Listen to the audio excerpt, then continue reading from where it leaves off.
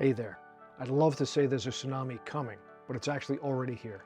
Artificial intelligence and all the things that are derived from it are poised to and are already changing everything about our society and how we interact with each other as human beings. And in the not too distant future, things just won't look the same. So my name is Russ Camarda. I'm a filmmaker in New York and just an all-around regular guy like you who's thinking about these things and how they're going to change everything for all of us.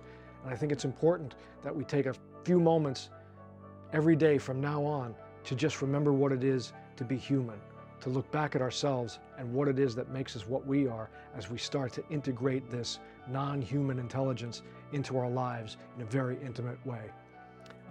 So I'm going to just throw out these conversations when I can. Please, if you like them, please subscribe to the channel. It helps keep this thing going. And with that, let's talk about what it is to be human.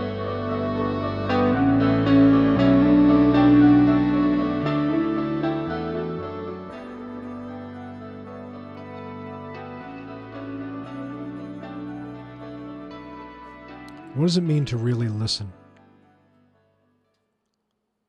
And again, in a world now flooded with artificial voices that can answer you the way you want them to answer you in a way that makes you comfortable, what is it like to really listen?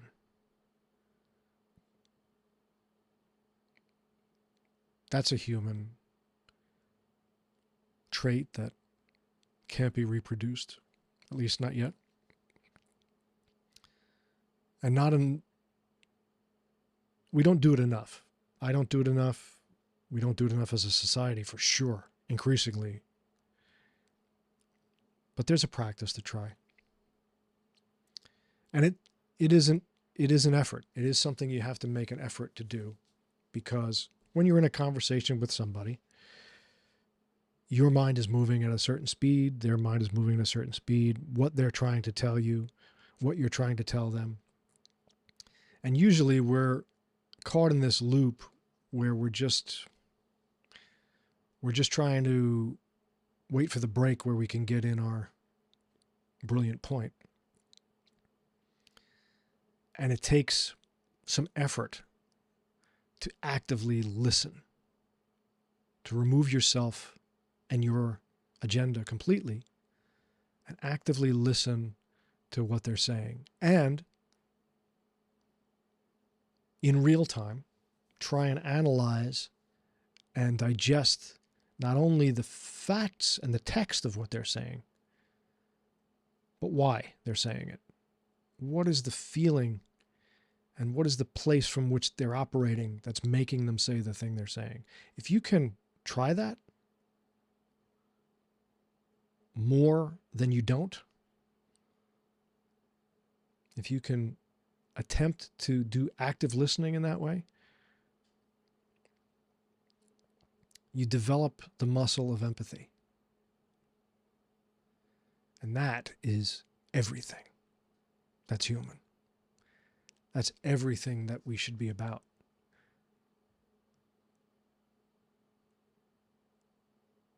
The muscle of empathy. Because when you start to build that up and you start to practice it every day, you re-engage with what makes us a unique species, this connectivity. You know, the worst thing you can do to a primate, a human, is put them in isolation. After a while, we start to go nuts and scratch at the walls and lose our perspective on reality, or at least the reality we perceive. And once we lose our perspective on our perceived reality, there's no anchor. And that fear of non-existence floods to the surface and takes over, and you lose everything. You lose your mind. You need other people who are different, who don't echo your thoughts like your large language model. You need people with different thoughts to reflect back to you the fact that there's something else going on outside of yourself and you're not alone. So active listening helps you practice that connection to the people that you're sharing this planet with. And boy, it sure would be a good practice for so many people. So many of our leaders, so many of all of us, myself included. That's why being an actor and being a filmmaker all these years has helped, because you have to do that to do the work. You have to. Listening is kind of it's the whole ball game, listening and reacting. But I often forget to take it out into my regular world, and I behave just like you guys, just like everybody else, where you're just talking about the things you want to talk about and barely getting in the other side. So it takes a little effort, but it's everything. It's everything to do that. So actively listen when you can.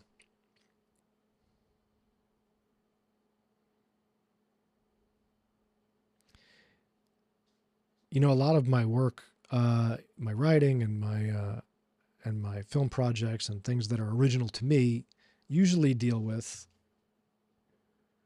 the idea of letting go, the idea of that everything is dynamic and transient, that what is right now isn't in the next moment, and you have to be able to let go of what came before.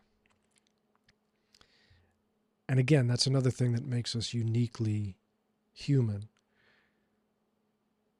is the idea that we're reinvented constantly. And when we get into trouble, it's when we can't accept that fact. It's when we want to hang on to something that either we loved or even a difficulty, but it's something that we can identify with, that gives us some sense of certainty and surety of our existence in the moment. But nothing stays. The good, the bad, nothing stays. Everything vanishes on into the past part of your timeline. So you have to learn to accept that, and not only accept it, and this is the hard part, and especially for me, I'm constantly writing about it and struggling with it, is not only accepting letting go of the good, the bad, and everything, but embracing the letting go. And I'm convinced that that's the big fear of death at the end, is not being able to let go of the life you had.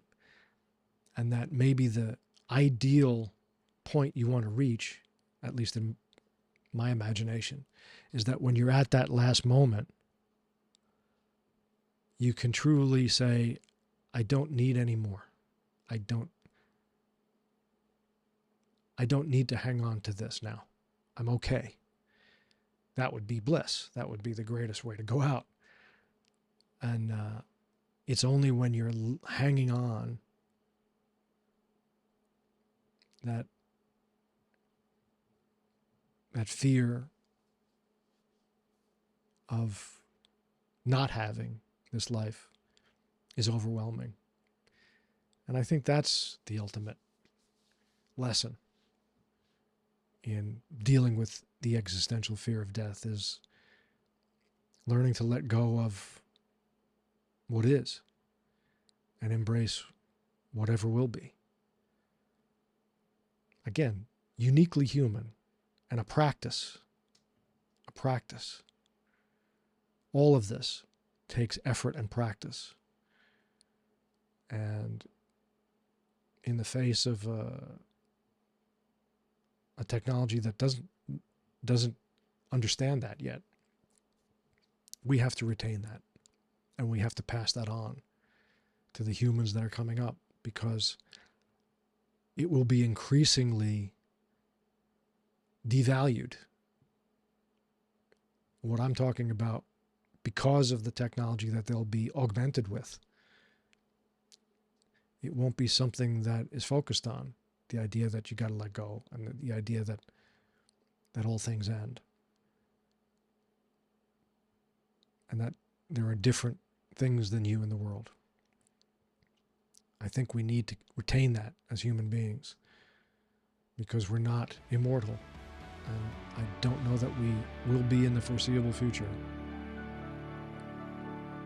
So we always need to keep that in mind. Always need to keep the letting go and the understanding and embracing of it forefront of our existence.